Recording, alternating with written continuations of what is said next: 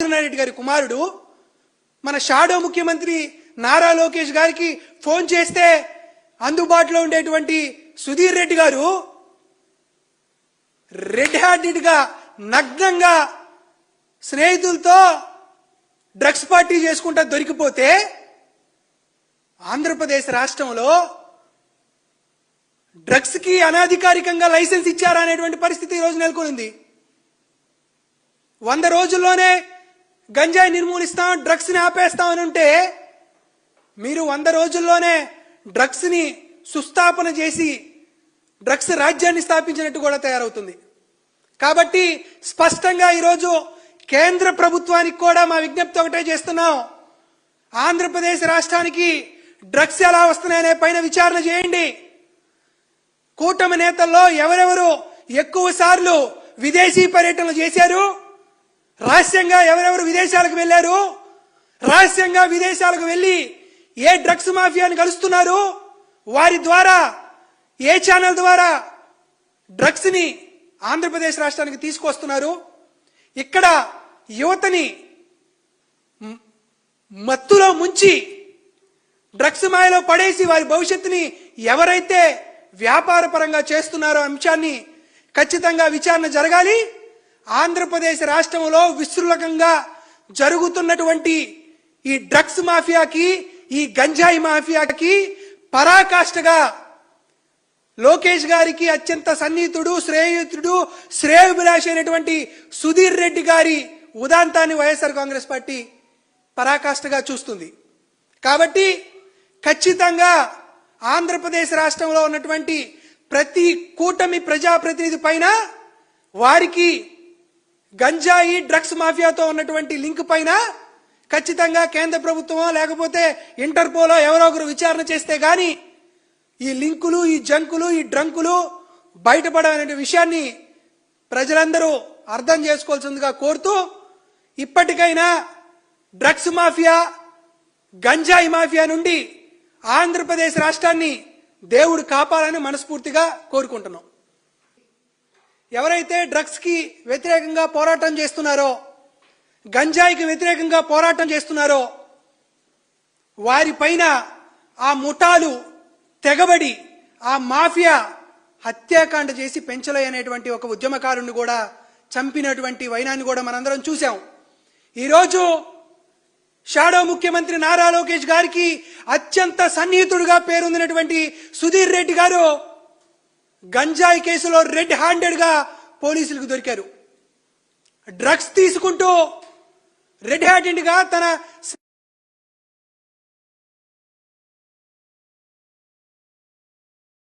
MLA, మాజీ మంత్రి ఆదినారాయణ రెడ్డి గారి తనయుడు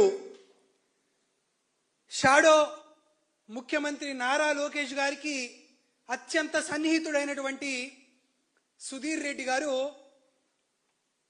డ్రగ్స్ తీసుకుంటూ గంజాయి సేవిస్తూ పోలీసులకు పట్టుబడ్డాడనేటువంటి వార్తలు మనందరం చూస్తున్నాం. ఈరోజు ఆంధ్రప్రదేశ్ రాష్ట్రంలో పూర్తిగా ప్రభుత్వం డ్రగ్స్ మరియు గంజాయి మాఫియా చేతుల్లోకి వెళ్ళిపోయింది. ఎవరైతే డ్రగ్స్ కి వ్యతిరేకంగా పోరాటం చేస్తున్నారో, గంజాయికి వ్యతిరేకంగా పోరాటం చేస్తున్నారో వారిపైన ఆ ముఠాలు తెగబడి ఆ మాఫియా హత్యాకాండ చేసి పెంచలే అనేటువంటి ఒక ఉద్యమకారుణ్ణి కూడా చంపినటువంటి వైనాన్ని కూడా మనందరం చూసాం. ఈరోజు షాడో ముఖ్యమంత్రి నారా లోకేష్ గారికి అత్యంత సన్నిహితుడిగా పేరొందినటువంటి సుధీర్ రెడ్డి గారు గంజాయి కేసులో రెడ్ హ్యాండెడ్ గా పోలీసులకు దొరికారు. డ్రగ్స్ తీసుకుంటూ రెడ్ హ్యాండెడ్ గా తన స్నేహితులతో పార్టీ చేసుకుంటూ సొంత నివాసంలోనే లోకేష్ గారి సన్నిహితుడు సుధీర్ రెడ్డి గారు పట్టుబట్టడం చూస్తుంటే ఖచ్చితంగా మాఫియాకి, గంజాయి మాఫియాకి, డ్రగ్స్ మాఫియాకి ఆంధ్రప్రదేశ్ రాష్ట్ర ప్రభుత్వ పెద్దల ఆశీస్సులున్నాయని తెలిసిపోయింది. ఎందుకంటే గంజాయి అంటే కాస్త మన్యం ప్రాంతంలోనో మరొక ప్రాంతంలోనో దొరకచ్చు, కానీ డ్రగ్స్ మన భారతదేశంలో దొరకవే. డ్రగ్స్ ఖచ్చితంగా విదేశాల నుండే దిగుమతి అవుతాయి కదా.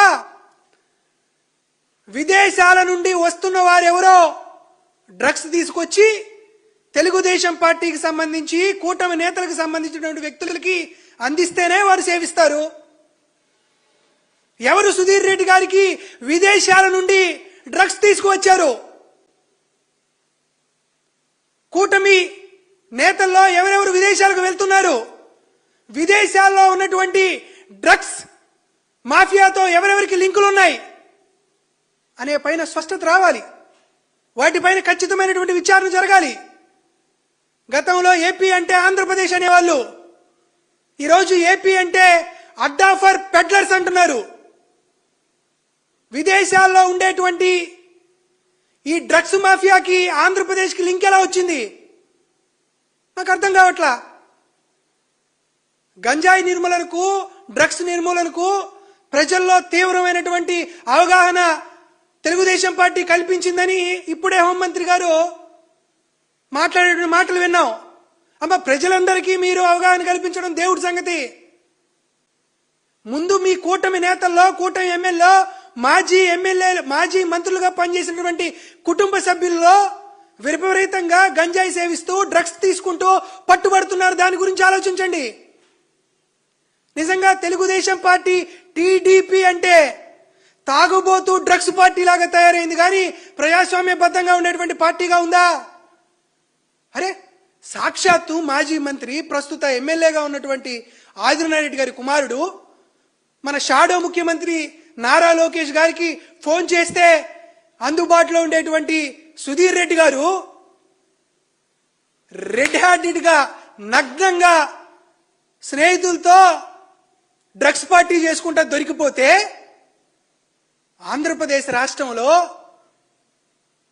డ్రగ్స్ కి అనధికారికంగా లైసెన్స్ ఇచ్చారా అనేటువంటి పరిస్థితి ఈరోజు నెలకొంది.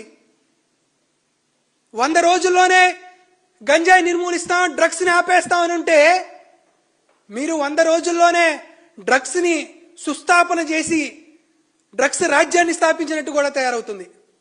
కాబట్టి స్పష్టంగా ఈరోజు కేంద్ర ప్రభుత్వానికి కూడా మా విజ్ఞప్తి ఒకటే చేస్తున్నాం. ఆంధ్రప్రదేశ్ రాష్ట్రానికి డ్రగ్స్ ఎలా వస్తున్నాయనే పైన విచారణ చేయండి.